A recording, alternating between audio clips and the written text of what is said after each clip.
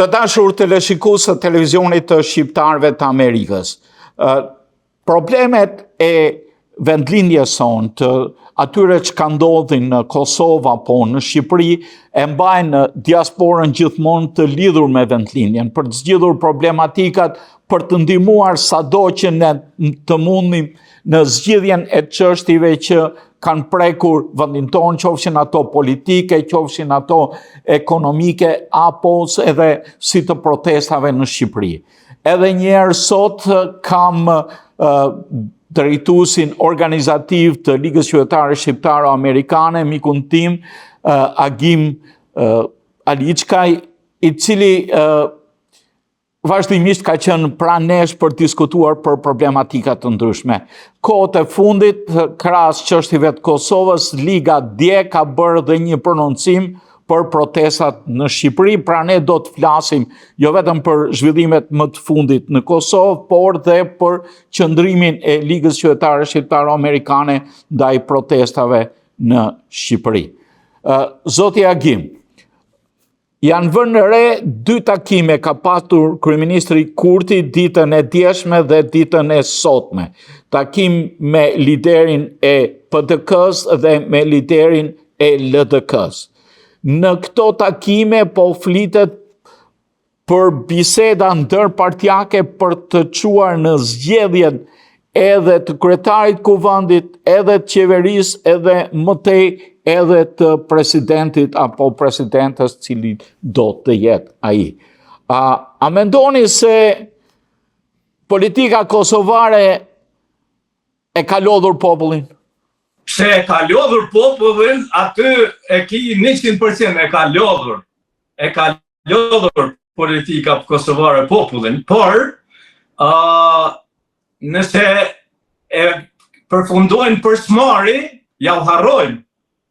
Po nëse e vazhdojnë, përbes kësaj radhe nuk di çka do të bën populli veç, ndoshta mos me i votu fare, ose me bojkotu popullin një herë, të shohin një herë që është bojkotimi. Është e pru me të thonë drejtën, zoti Rafael, faleminderit për mundësinë që të flas.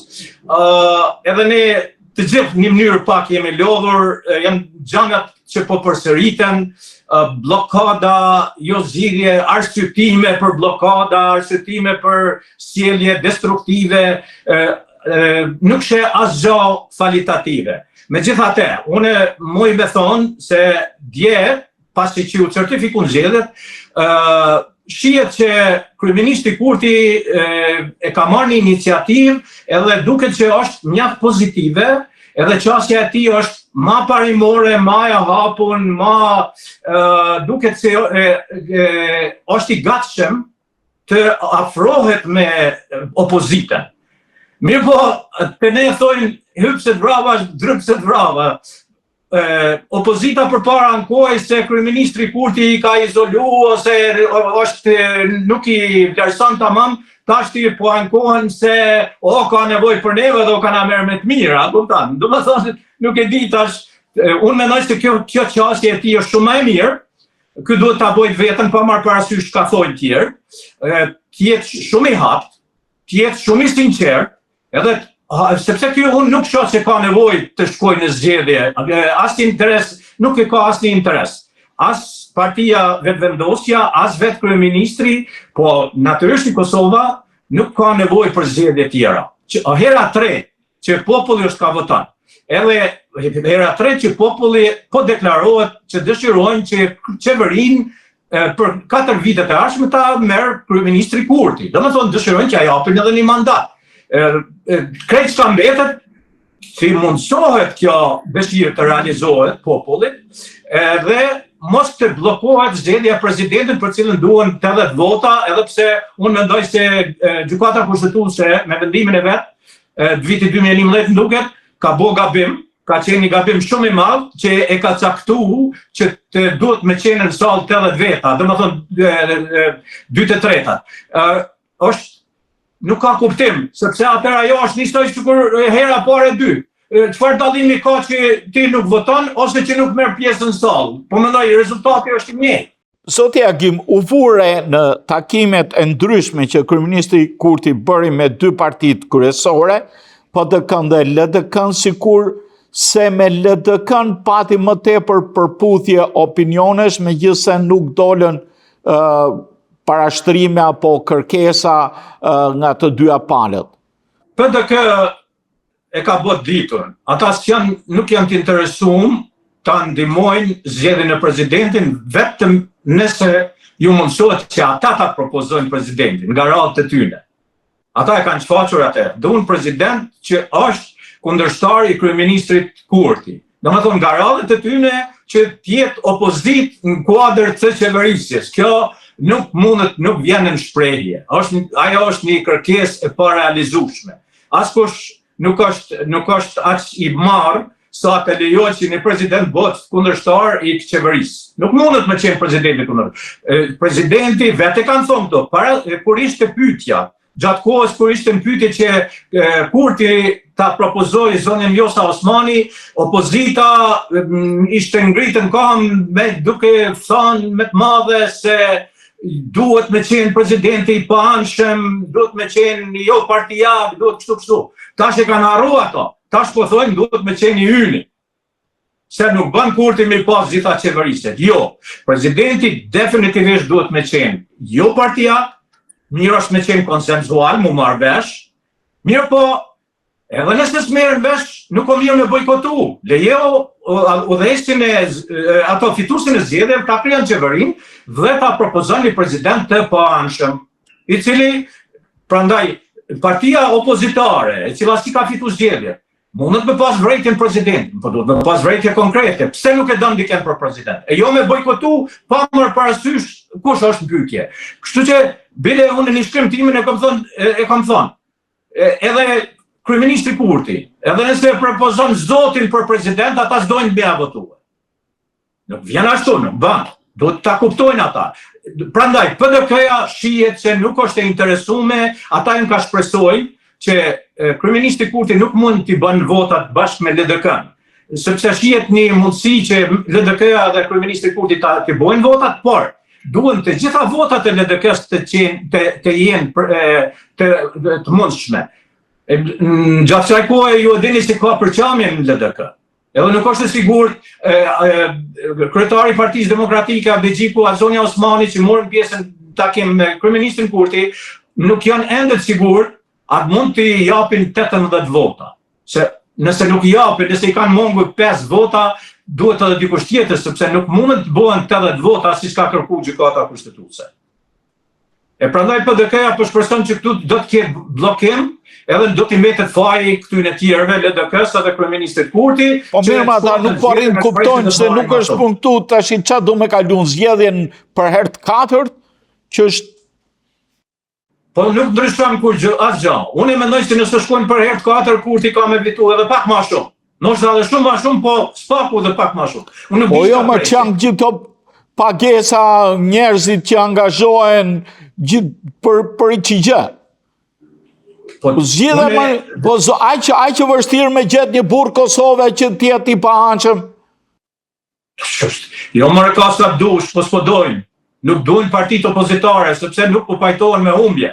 Nuk po pajtohen me atë që kryeministri Kurti duhet të qeverisë Kosovën, edhe pse populli po ja jep votat. Ky është problemi. Ata duhet s'pari ta kuptojnë që i kanë humbë zgjedhjet, po ata se kanë qartë. Ata në vërtetë e dinë që i kanë humbë zgjedhjet, por nuk duan t'i pranojnë që i kanë humbë zgjedhjet. Ata duhen të përfitojnë gjithsesi nga situata që ta bllokojnë në mënyrë pa kufishme shtetin deri në atë mas që populli ndoshta të ngritet kundër kryeministrit Kurti duke fajsuar ata për gjitha problemet. Aty është shpresa e tyre. Po ata e kanë gabim. Ata do të dështojnë. Mirë po, problemi është se ka pasoja dhe shteti. Shteti i Kosovës. Nuk o pyetja aty se ata po jakmerren kryeministrit Kurti. Ata po jakmerren shtetit vet. E pa shtet, çka duhet partia, nëse s'ke shtet.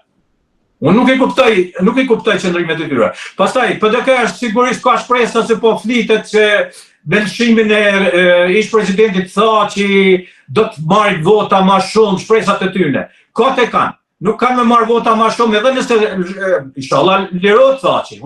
Ne gjithë kemi dëshirë që ai të jetë i pafajshëm. Mirë po, do të kot mendojnë ta se nëse ajo është në liri që do të fitojnë vota ma shumë. Ata i kanë vota fikse PDK-ja. S'ka shansa të marrin vota nga njerëz të pavarur. Kur s'mundën me marrë votën teme, përbes nuk kanë me marrë as njerëzve tjerë. Sepse ti për me marrë votën duhesh me tregu rezultate. Nuk mundesh ti me marrë votën e popullit pa propozu asnjë program, pa propozu asgjë të re, pa kërku falje për ato të kësia që i ke bërë 20 vjet më para. Domethënë PDK nuk tregon fare se ka ndryshuar. Pse me votu populli? Çfarë arsye? Unë nuk kuptoj. A kanë ata logjik me kuptue, me ditë, me gjithë një arsye pse do t'i votonte populli. Ata s'pari duhet ta gjejnë arsyen që ta bindin popullin për me i votu. Atëherë Kurti për ta do të kishte, nuk do të paraqiste problem. Problemin ata e kanë me vetveten, jo me Kurtin, jo me popullin. Ata duhet me kërku problemin mbrenda vetit edhe me reflektu, me dalë nga ky gërç që kanë shti edhe Kosovën krejt për shkak fajeve të tyre. LDK-ja duket se ka interes më shumë edhe ishte takimi i shihet se ka një mirë kuptim më të madh, domethënë ka mundësi për vazhdim bisedimeve për një zgjedhje të një zgjidhje. Por me kusht që LDK-ja ti te kalon edhe përqamjet e veta, që ti bojnë gjitha votat bashkë edhe ndoshta të zgjidhet edhe presidenti. Ose varianta e fundit është, zoti Rafael, ndoshta duhet të votohet me gjatë një vota dhe të bëhet ankesa në gjykatën kushtetuese, pastaj sigurisht ankohen, të bëhet në randën e tretë, pa marrë parasysh a marrin pjesë të 10 veta, të votohet me shumicë për gjatë të një votë, të zgjidhet presidenti, pastaj do të ankohen gjykatën kushtetuese, edhe ndoshta atëherë gjykata kushtetuese e kupton gabimin e vet dhe përmirëson. Nëse ju do të kishit mundësi apo do doni të jepni një këshill në këto momente zotit Kurti, cila do të ishte ajo? Unë mendoj se ka filluar mirë. Kjo ishte këshilla ime për te. I ka ftuar gjithë, e ftoi edhe AEK në mënyrën më të mirë për bisedime të hapta dhe të sinqerta, edhe ti u kërkoj atyne, unë mendoj se kompromisi është që kompromisi I Kurtit është që t'ja mundsoj atyre që të propozojnë 3 kandidat. Kjo ka qenë propozim edhe më përpara. Se cila parti propozoi 3 kandidat? Opozita. Kushdo. Do t'i propozon 3 kandidat dikush prej tyre, ky t'ja mundson kandidimin se duhen 30 vota, ata nuk I kanë.